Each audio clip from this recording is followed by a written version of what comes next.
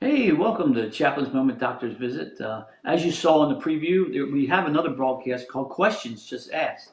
You know, I get a lot of questions asked me over from various people about things in Scripture, things about gospel, things about Christian life. I get asked a ton of questions. And so I just thought it would be really cool to broadcast the answers. Because if one person has those questions, I'm sure other people have those questions. That's every Friday. We have actually 3 broadcasts. There's one on Monday, which is this Chaplain's Moment, Doctor's Visit. On Tuesday is a Sun City Haven, that's Retirement Communities Bible Study I'm doing. It's not for just the retired people, it's for anybody who watches it. And we're studying 1 Peter and 2 Peter right now. Great study on that. We're just entering into I think we're finishing up chapter 3 when we get back this week and during this month. And then on Fridays, we do Questions Just Asked for three broadcasts a week. So join us at any one of those broadcasts, and these are all ministries of the new ministry I'm involved in called Hope for the Community. And if you desire to know more about Hope for the Community, hey, give me an email, john@hopelowcountry.org. That's john@hopelowcountry.org. So what you really tuned in for today was a devotional, not for an advertisement. So let's get to it. We are at the last. We're at the last of the Beatitudes. And this is an interesting one because it continues the theme of last week that we were looking at, where Jesus says, in fact, and this one isn't necessarily included in most sermon series on the Beatitudes because there's no real promise for it. But I'll take the blessing of God as enough of a promise. So what we read in Matthew 5:11 and 12 is this. Blessed are you when others revile you and persecute you, and utter all kinds of evil against you falsely on my account. Rejoice and be glad, for your reward is great in heaven. For so they persecuted the prophets who were before you. Blessed are you when you're reviled, persecuted, and people utter all sorts of evil against you, falsely. Now make sure you understand that, falsely. On my account. You know, back then I can remember the Christians in Ephesus there was a city, and in those days, if you had a deformed baby, they would throw you in the dump and hope you died. The Christians would go rescue those babies, and people would talk against them. But you couldn't talk against their actions, could you? See, we get talked about, and we go on, oh, there's some bad things about me. Well, Jesus said, for he does actually give a reward. He says, great will your reward be in heaven. See, we got to be looking forward. We got to understand that at this moment in time, this ain't heaven, and it never will be. We started this subject of suffering and being persecuted last week. It's interesting that Jesus ends the Beatitudes with this final blessing. Did you catch it? This is a blessing according to God. And this week, this double blessing about suffering it gets ramped up. It gets magnified. What he's talking about here in this blessing is persecution on steroids, because now Jesus is saying that we will suffer by being falsely accused. Falsely. I want to really emphasize that. You know, if you get getting accused for something you did do, that's your problem. You got to pay attention to that. Falsely means I'm getting accused of something I didn't do. How does that work in Christianity? Well, you can get accused of nowadays just about anything in our new society, where you're not supposed to speak of Jesus. You're not supposed to try to bring conversion to anybody. You're not supposed to talk about Jesus.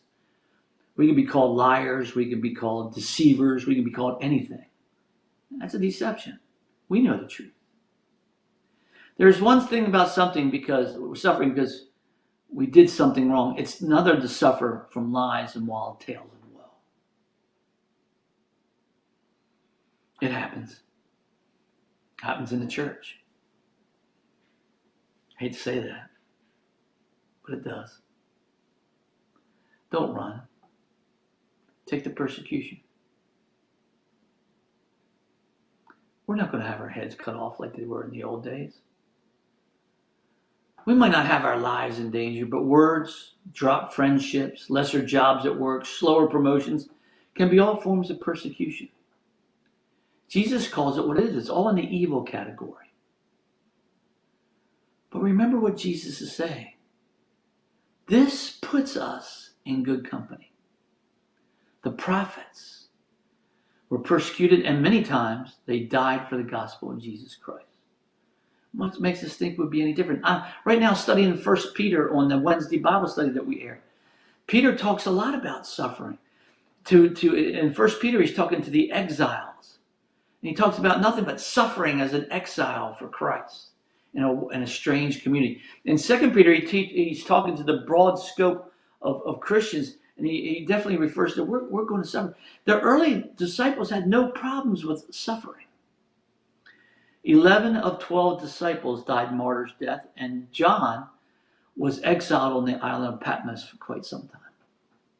There is a legend, I don't know how true it is, that he was actually boiled in oil but survived, so they exiled him to the island. I don't know about being boiled in oil. I don't know how you survive that. And John gives no mention to it in any of his letters. So I don't know if that's actually true, but we do know he was exiled on Patmos. Exiled on an island with no houses. He had to live in a cave. Ain't nobody here living in a cave. But this puts us in the company of prophets. This puts us in the company of apostles. This puts us in the company of everyone who has suffered and died for the cause of Jesus Christ. And he says, blessed are you, for your reward is going to be great in heaven if you suffer.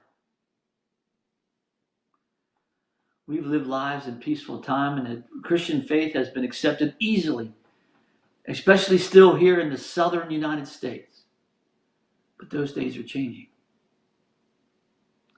Those days are changing. I do see, I feel for grandchildren. I think that they will see days of potential persecution. I think the first persecution is going to come through the public school system. I really do think that there could be issues with anybody, teacher or student who's a Christian. I think it's coming. Government is definitely there. Being accepted in the community. There may be a time we have to do, there was a book written, I think it's called the Benedict Option, where a guy was calling for Christian communities to literally, churches to buy out a community and have all your believers live in one community because of the potential of suffering. And some think they have to go hide out in the woods. Listen, you're not going to be able to hide from the suffering that's coming. And it might not be in my lifetime. I'm 62 years old. Maybe at the best I got 20 more years on earth. 20 more years in ministry. Maybe. Maybe. I might not see it in my lifetime, but it's coming. We live long, peaceful lives as Christians here in the United States. We should not be surprised when it changes, and nor should we be disappointed either. Why? Because Jesus said it was possible, and he actually is giving us warning. It's coming in the last days. Do you think we can edge toward the last days and things get better? We edge toward the last days, things will get worse. So there's an answer. And the answer is I'm going to give you in a question. Is Jesus your rock? When persecution comes, when your friends are ridiculing, when you're not invited to the parties anymore, when you're not welcome in the community, when nobody wants to talk to you, nobody wants to play golf with you, are you okay with Jesus being your rock of your salvation? I sure hope so. Because in the end of the day, it's not about having a good wife or husband. It's not about children who love you. Listen, I have all that. But that can change in an instant. They can be taken from me in a car accident, a lightning storm, an airplane crash. Am I resting solely in Jesus for my sense of security and well-being? And will I be known as someone who is willing to suffer for the cause of Jesus Christ? Or am I a whiner? Have a little cheese with that wine. I hope that Jesus is your rock. I hope that he is the source of your salvation. Lean upon him. Put your feet firmly planted on him. He said the rains will come, the floods will come, the persecution will come. But you'll be okay. I guarantee it. And so does he. Hey, thanks for joining me. We're going to change off. I've decided to stay in Matthew because on the Sermon on the Mount, I think there's some really good stuff in the Sermon on the Mount. We're done the Beatitudes now. So we'll be looking at Matthew 5:13 next week and talk about being salt of this earth next week as we come back here on January 24th. Hey, thanks for joining me. See you next week.